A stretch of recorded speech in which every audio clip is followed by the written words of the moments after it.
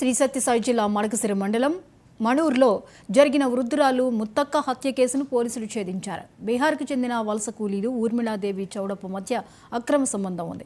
వీరు జల్సాలకు చెడు వ్యసనాలకు బానిసలయ్యారు. డబ్బు కోసం ఒంటరిగా ఉన్న ముత్తక్కను హత్య చేసి ఆమె మెడలోని బంగారు ఆభరణాలను, బీరువాలో ఉన్న 25,000 రూపాయల నగదును అపహరించుకుపోయారు. నిందితులిద్దరినీ కోర్టులో హాజరుపరుస్తున్నట్లు డీఎస్పీ తెలిపారు. మన్నూరు గ్రామంలో ముత్తక్క అని ఒక 76 ఏళ్ల వయసు గల ఒక ముసలావిడ హత్యకు గురి కాబడింది. 28వ తారీఖు కేసు నమోదు చేయడం జరిగింది.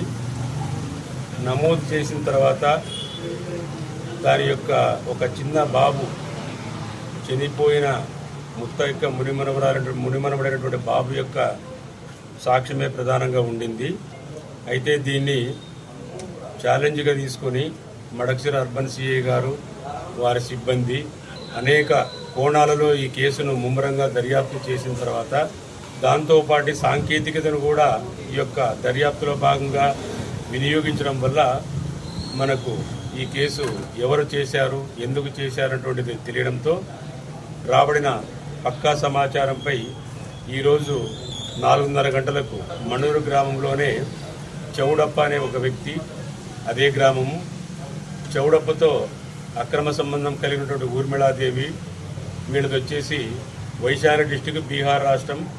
గత 6 నెలల నుంచి ఇక్కడ సీడ్స్ కంపెనీలో వాళ్ళ భర్త పనిచేస్తుండడం వల్ల వాళ్ళ మధ్య అక్రమ సంబంధం ఏర్పడి వాళ్లకున్నటువంటి ఆర్థిక సమస్యల దృష్ట్యా పరిచయం ఉన్నటువంటి ఊర్మిళాదేవి పరిచయం ఉన్న ముత్తక్కను రాత్రి 11:30 పోయి డబ్బులు అడగడము, ఆమె ఇవ్వకుండా ఉండడము. ఆ సందర్భంలో ఈ యొక్క ఊర్మిళాదేవి చనిపోయినటువంటి ముత్తక్క యొక్క కాళ్ళు పట్టుకొనగా ఆయన మొదట దిండు పెట్టి చంపే ప్రయత్నం చేస్తాడు.